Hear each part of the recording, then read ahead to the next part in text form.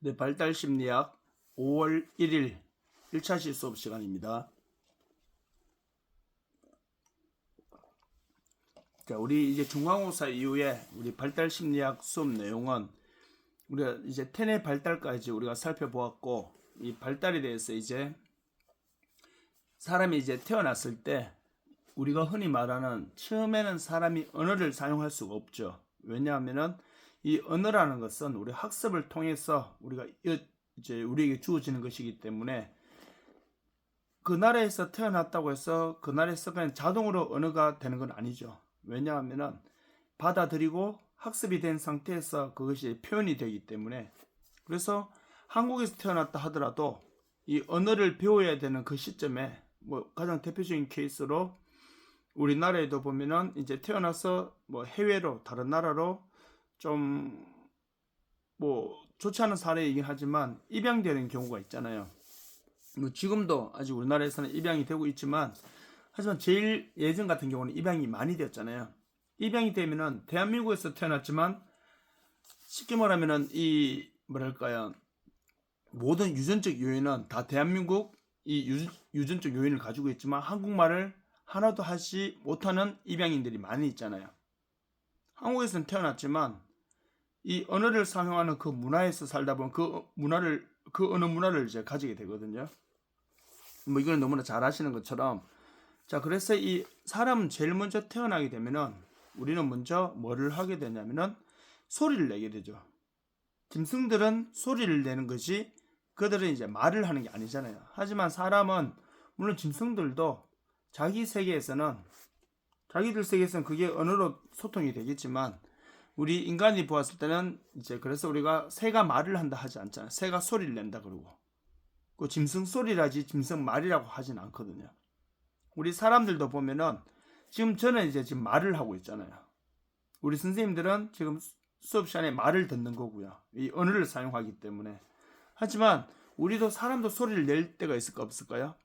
우리가 막 괴성을 지르거나 이러면 야, 소리 좀 작게 해라 이렇게 말을 하잖아요. 그렇기 때문에 우리가 이 언어라는 것이 우리 인간에게 있어서 어떠한 이제 의미인지, 이 언어라는 것이 처음 이제 인간에게 있어서 어떻게 학습이 되어서 어떻게 이제 이어지고 있는지, 그 내용에 대해서 오늘 전반적으로 같이 한번 살펴보는 그러한 시간을 가지도록 하겠습니다.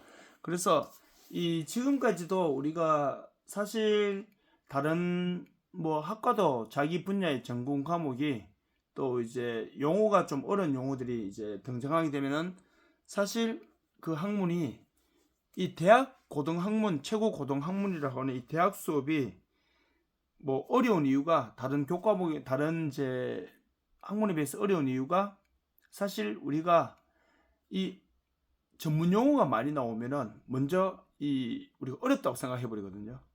수학이라는 것도 마찬가지고, 특히 우리가 지금 외국어, 영어 공부할 때도 우리가 뭐 잘 아시겠지만 이 단어를 모르면은 일단 어렵다고 먼저 생각해 버린단 말이에요. 지금 우리 잘 아시겠지만 사실 지금 저희 막내 같은 경우는 지금 이제 중간고사 시험을 치고 있거든요. 근데 우리 막내 같은 경우에 어찌 보면은 이 한국말, 우리가 국어 시험 같은 경우는 우리가 한국말도 할 줄 알고 읽을 수도 있고 단어도 우리가 다 알잖아요. 이게 무슨 단어를 의미하는지. 그러다 보니까 의외로 중학교를 지나면서 고등학교에 가서, 특히 중학교도 마찬가지겠지만 국어에서 국어를 어렵다고 생각하는 사람 생각보다 별로 없거든요. 근데 실질적으로 보면은 국어에서 점수 차이가 많이 납니다. 그래서 우리가 이 어찌 보면은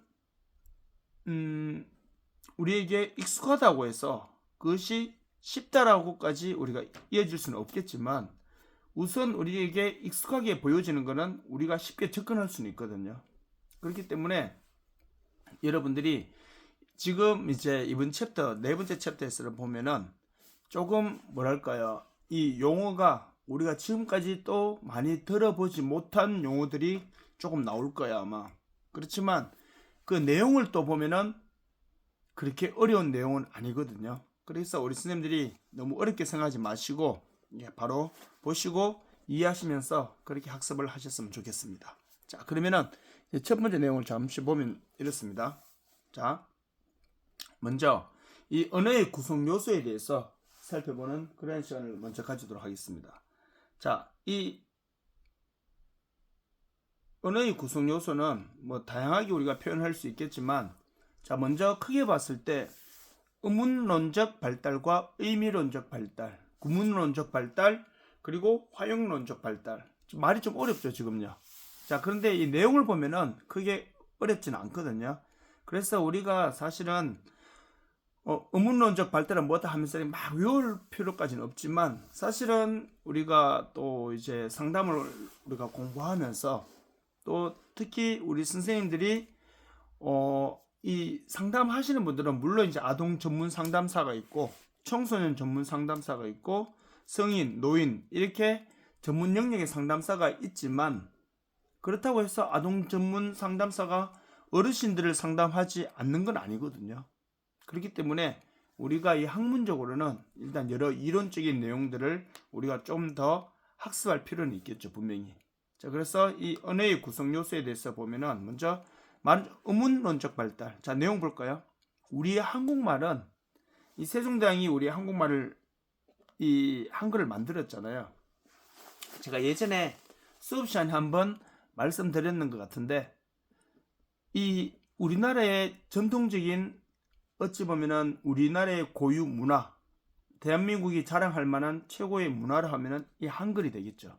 그리고 우리의 의복 문화인 이 어찌 보면 또 이제 이 한복, 그리고 우리 이제 나라의 이 건축 문화인 이 한옥, 그리고 우리 음식 문화인 한식, 그 중에서 가장 대표적인 게 김치, 그리고 된장, 고추장, 뭐 어찌 보면 이런 발효 관련된 이런 음식들이 우리나라를 대표한다 볼 수 있는데, 근데 사실 중국이 김치도 자기가 원조라고 그러고 자기 거라고 그러고, 그리고 한옥도 자기 나라 거 뺏겨서 뭐 만들었다 그러고, 그리고 뭐 무엇보다도 이 김치 이게 저 나라 거라 그러고, 한복도 자기 거라 그러잖아요.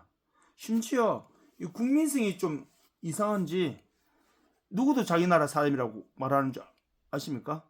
우리나라 입장에서는 얼토당토하는데 김연아도 자기 나라 사람이라면서, 뭐 이렇게 그 국민성이 우리랑 뭐 그렇게 말해서 아니면 말고 뭐 이런 식이거든요. 사실 우리나라 사람에도 보면은 이게 좀 뭐랄까요, 말을 할 때 보면은 사실과 전혀 상관없지, 꼭 뭐 헌정 있는 것처럼 전혀 상관도 없고 사실도 아닌 말을 뱉어놓고 나서 뭐 아니면 말지 뭐 이런 식으로 말하는 사람들 있잖아요, 지금 보면요. 근데 이건 중국 사람들이 좀 그런 영향이 강한 것 같아요. 해놓고 아니면 말지 뭐 이런 식으로. 자, 그러다 보니까 근데 이 중국 사람들이 절대로 자기 거라고 말하지 못하는 게 하나 있죠. 분명히 탐내만 하는데 그게 바로 뭐냐면 한글입니다. 한글을 자기 나라 말이라고 한 적은 한 번도 없거든요, 지금까지요.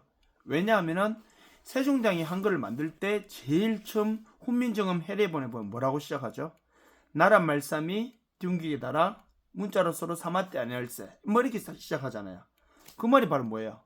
나라 말씀이, 우리나라에서 쓰는 이 말이 그 뭐야? 나라 말씀 둥기게 달아 중국 너하고 달라가지고 문자로 서로 삼았대 아니할세, 문자로 서로 안 통하니까 내가 이 한글을 만든다, 이렇게 해놓고 시작했단 말이야.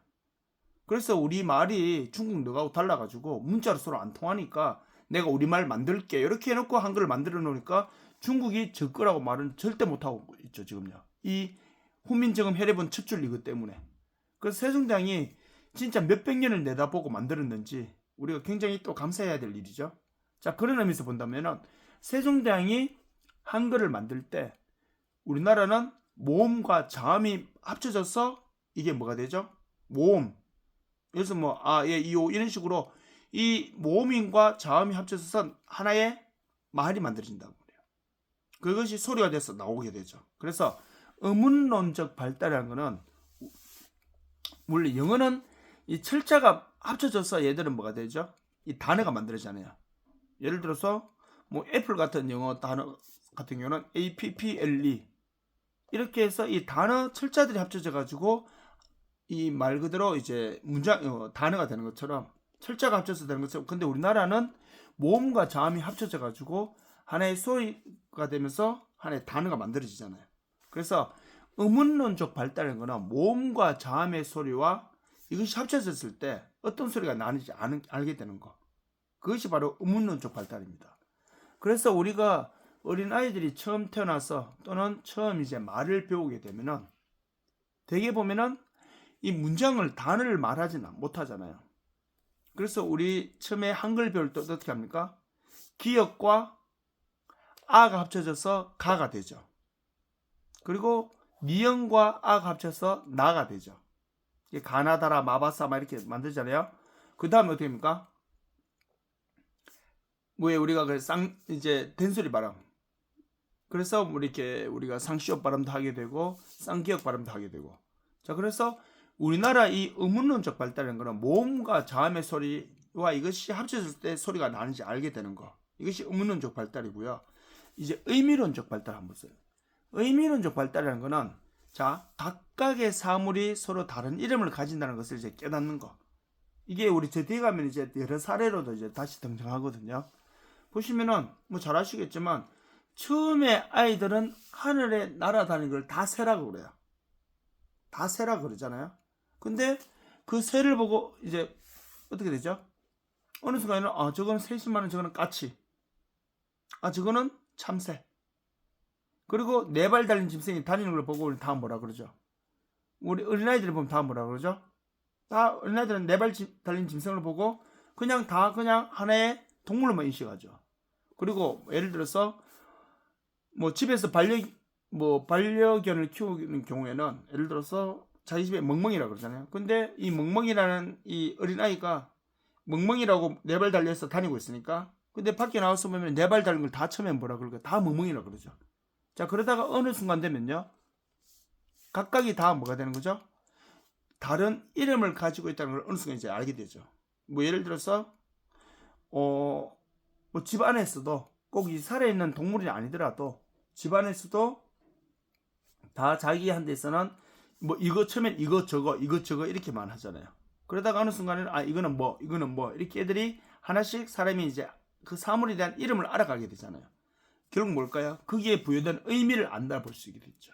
그래서 이 각각의 사물이 서로 다른 이름을 가지고 있다는 것을 깨닫게 되는 것을 우리가 의미론적 발달이라고 합니다. 자, 물론 이거는 사람마다 개인차는 분명히 있겠죠.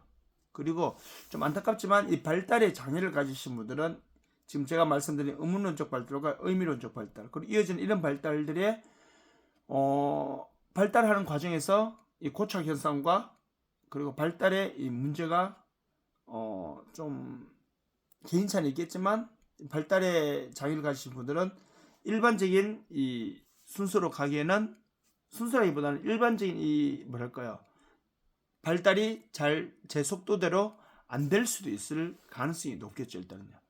자, 그래서 의미론적 발달은 그런 개념을 일단 이해해 보시면 될 것 같고요. 다음은 구문론적 발달입니다. 자, 구문론적 발달은 보시면은 자, 알맞은 문법을 사용하여 이제 문장을 구성할 수 있게 되는 거. 자, 예를 들어서 우리나라 같은 경우는 이 문장에는 주어가 있어요. 뭐 예를 들어서 우리가 만약에 무슨 말을 다 예쁘다 그러면요. 자, 예쁘다 그랬어요. 갑자기 뭐가 빠졌어요? 지금 예를 들어서 막 친구끼리 이야기하다 갑자기 딱 너무 예쁘다 이렇게 했어요. 너무너무 예쁘다 하면은 뭐가 빠졌죠, 지금요? 주어가 없잖아요, 지금요. 그럼 예를 들어서 철수가 예쁘다. 선생님이 예쁘다. 동생이 예쁘다.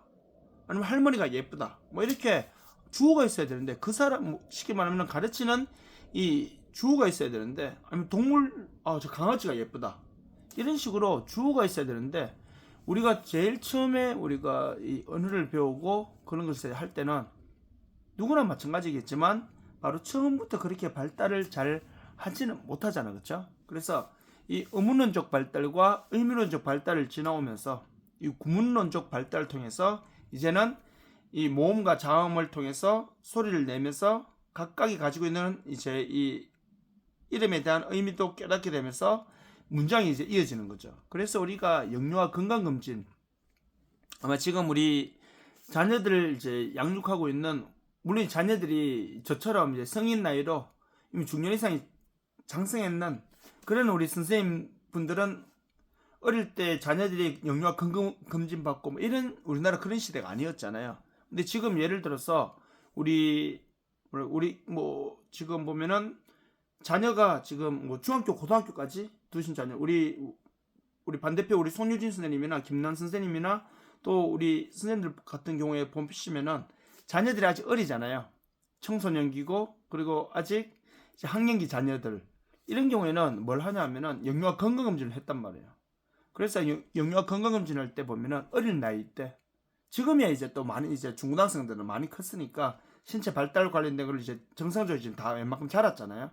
근데 어린아이들 같은 경우 특히 3살 때 4살 때일 때 보면은 영유아 건강검진이라는 걸 한단 말이에요. 할 때 보면은 몇 살이 됐을 때 단어를 얼마만큼 사용할 수 있는지 그리고 몇 살이 됐을 때 단어를 몇 개를 조합해서 문장을 사용하는지도 이 발달 검사를 한단 말이에요. 그래서 보면은 뭐 예를 들어서 또래보다 어느 정도 나이가 되었을 때 어느 정도 나이라기보다는 몇 개월이 됐을 때 이렇게 표현하죠. 어릴 때는 몇 개월 찼을 때는 단어 몇 개가 조합이 되어서 어느 정도의 문장을 말할 수 있어야 되는데 그게 뭐예요? 쉽게 말하면 지능을 좀 이제 크게 좋게 갖고 태어난 친구들 같은 경우는 그게 빠를 것이고 일반적으로 해야 될 그 데드라인이 있단 말이야. 평균이 있단 말이야. 근데 훨씬 늦어지면요. 그거보다 그러면 우리가 인지 교육을 받든지 또는 이 말이 잘 안 되는 친구들 같은 경우에는 언어 치료를 받든지 뭐 그런 식으로 해서 이걸 빨리 당겨줘야 되겠죠. 그래서 이 구문론적 발달이라는 개념은 우리가 저렇게 이해하시면 될 것 같고요. 다음에 이제 조금 어찌 보면 제일 활용론적 발달이라고 하는데 이 용어는 아마 우리 선생님들께서 또 이렇게 많이 뜻은 지금 보시면 아실 거예요 아마. 근데 이 활용론적 발달 이 단어 이 전문 용어에 대해서 우리가 아마 좀 생소하게 들리실 거예요 아마 지금요. 자 보시면 활용론적 발달은 뭐냐면 자 문장의 뜻을 맥락에 맞게 받아들이는 것을 터득하게 되는 거. 자 우리가 보면 어린아이들이 가끔씩 보면은 말을 하는데 뭐랄까요 저 문장에 이 단어를 사용해서 그렇게 하는 거 이것이 어찌 보면은 좀 생뚱맞게 말하는 친구들 있죠. 왜 문장의 뜻을 맥락에 맞게 못 받아들이는 친구들. 왜냐하면은 아직 그 의미화가 안 되기 때문에 볼 수 있겠죠. 그래서 우리가 이 어린아이들이 특히 이제 물론 이제 좀 큰 사람들도 그럴 수는 있어요. 개인차가 분명히 있기 때문에. 그래서 우리가 사람과 사람 사이에 이 의미 전달은 결국 이제 활용론적 발달을 하는데 우리가 말을 통해서 내가 문장을 통해서 단어가 합쳐져서 우리는 단어와 접속사와 이런 것들이 합쳐져서 문장이 되잖아요. 문장이 된 거를 내가 말로 전달하면 그 사람이 그 말의 뜻을 받아들여서 서로가 뭐가 되냐면은 행동이 주어지게 되잖아요. 우리 흔히 이거를 가리켜서 커뮤니케이션이 이루어진다 이렇게 볼 수 있죠. 대화가 이루어진다고 보는 거잖아요. 근데 그 문장의 뜻의 맥락을 받아들이는 게 서로 잘못 받아들여요. 물론 오해가 되어서 잘못 받아들이는 거랑 좀 별개이겠지만 문장의 뜻을 이해를 못해서 서로 그래서 우리 보면은 예를 들어서 3살 아이들한테랑 만약 우리 유치원 선생님들 한번 보세요. 유치원 선생님들이 자기 어른들끼리 대화할 때랑 유치원 선생님들이 어린이집 선생님들이 3살 4살 아이들하고 대화를 할 때 대화를 하는 이 용어랑 이 문장 길이랑 이 말의 수준이 어떤가요? 다르죠. 왜냐하면 서로가 받아들이는 문장의 뜻을 받아들이고 알게 되는 게 서로 이 수준 차이가 있기 때문에 문장의 길이도 마찬가지고 쓰는 용어도 마찬가지고 그렇게 성장하다 보면 그래서 우리 어른들도 보면은 한 번씩 보면은 서로 어린아이들하고 말할 때 보면은 굉장히 말을 또 풀어서 설명하는 경우도 있잖아요. 전문 용어를 쓰면 애들이 못 알아들을 수 있으니까. 그렇기 때문에 우리가 문장의 뜻을 맥락에 맞게 받아들여서 그걸 하나씩 알아가는 거. 이렇게 성장해 가야지만 일정 시점이 되었을 때는 물론 그 자기 분야의 전문 용어를 또 쓰는 건 또 별개의 문제가 될 수 있겠지만 일상 대화에서도 우리가 처음부터 어린아이와 또 일반 성인들은 또 다르거든요. 그래서 이렇게 활용론적 발달에 대해서도 우리가 맥락을 한번 이해하시면서 지금 선생님들 입장에서는 제가 지금 말씀드리는 거를 이게 지금 무슨 말을 하고 있다는 것을 지금 알고 계시잖아요. 우리 수업 내용에서 지금 제가 지금 단어들이 조합되어서 문장이 돼서 제가 선생님들한테 지금 전달하고 있잖아요. 들으면요, 우리 선생님들이 저게 지금 무슨 말을 하고 있구나 라고 받아들이죠. 지금요. 그게 바로 뭘까요? 제가 말씀드린 이 문장의 뜻을 그 맥락에 맞게끔 해서 지금 그거를 이해하고 지금 인식하게 되었단 말이에요. 이게 지금 선생님들은 굳이 따지자면 활용론적 발달이 되어 있다고 보시면 되겠죠. 근데 이게 갑자기 앞에 과정 없이 이루어질까요? 그래서 의문론적 발달과 의미론적 발달, 구문론적 발달과 활용론적 발달을 통해서 우리가 어느 체계가 구성된다 이렇게 보시면 됩니다. 자, 그런 식으로 일단 여러분들이 잘 이해하시면 될 것 같고요. 자, 그래서 이제 이번에는 언어 발달 이론입니다. 자, 잠시만요. 언어 발달 이론은 우리가 여러 가지 맥락에서 살펴볼 수 있는데, 먼저 행동주의적 관점. 자, 행동주의적 관점은 이제 우리가 너무 잘 아시는 내용들이죠. 자, 그래서 이 행동주의적 관점은 이미 수업 시간에도 많이 다뤘고, 발달심리학 수업이 아니더라도 행동주의적 관점에 대해서는 이미 다른 교과목에서도 우리 심리상담 케어과에서는 많이 들어보셨을 겁니다. 그렇기 때문에 이 행동주의적 관점은 우리가 충분히 이제 아실 수 있는 내용이지만, 자, 언어 발달 이론에서 행동주의적 관점도 어떤 맥락으로 이루어지는지 잠시 보겠습니다. 자, 첫 번째 보시면은 행동주의적 관점에서 이 아동은 보상이나 모방 등의 학습 기제를 통해 언어를 습득한다는 거. 제가 예전에 칭찬 스티커 말씀드렸었죠. 행동주의적 관점에서 아동은 보상이나 모방이라고 했는데, 보상은 바로 뭐냐 하면은, 자, 애들 신발 정리를 예를 들어서 예쁘게 하면은 할 때마다 칭찬 스티커를 붙여줬어요. 10개를 다 붙이면 선물을 주었어요. 이게 보상입니다. 이게 언어 발달 이론에서 어떻게 이루어지냐면은, 아이들은 스펀지와 같단 말이에요. 아이들은 이 언어를 누구를 통해서 제일 먼저 많이 배우냐면 자기 부모님한테 제일 먼저 배우죠. 왜냐하면 이 부모님을 통해서 어릴 때부터 제일 많은 시간을 보내기 때문에. 그래서 부모님이 말을 참 예쁘게 하는 사람들은 애들도 말을 참 예쁘게 해요. 그 중에서도요, 특히 엄마가 말 예쁘게 한다 생각하죠. 물론 맞습니다. 하지만 아빠가, 이거 지금 굉장히 이거 심리학적으로도 지금 논문도 많이 나왔거든요. 아빠가 엄마한테 말을 예쁘게 하는 사람은요, 애들이 말 정말 예쁘게 합니다. 다른 사람한테 면박 주지도 않고요. 근데 아빠가 엄마한테 막 함부로 하는 사람들, 함부로 한다는 말이, 우리가 말을 제일 잘해야 될 사람은 누구냐면은 제일 가까운 사람한테 제일 말을 조심해야 되는데, 우리 안 그런 경우가 많잖아요. 가족이라는 그런 이유로 인해 가지고 가족이라는 그런 핑계로 뭐라 하죠? 상처받는 말을 함부로 해버린단 말이에요. 나와서는 말 조심해 하고 다른 사람 눈치 보면서 하면서, 집에서는 자녀들한테나 배우자들한테 서로 말을 막 함부로 막말하는 사람들이 굉장히 많단 말이에요. 그러려면은 특히 이 가부장적 사회가 강한 특히 경상도 지방, 여기서는요, 아빠가 엄마한테 말을 함부로 하거나 아빠가 엄마를 좀 무시하는 경향으로 말하게 되면요, 애들이 그대로 학습돼 버립니다.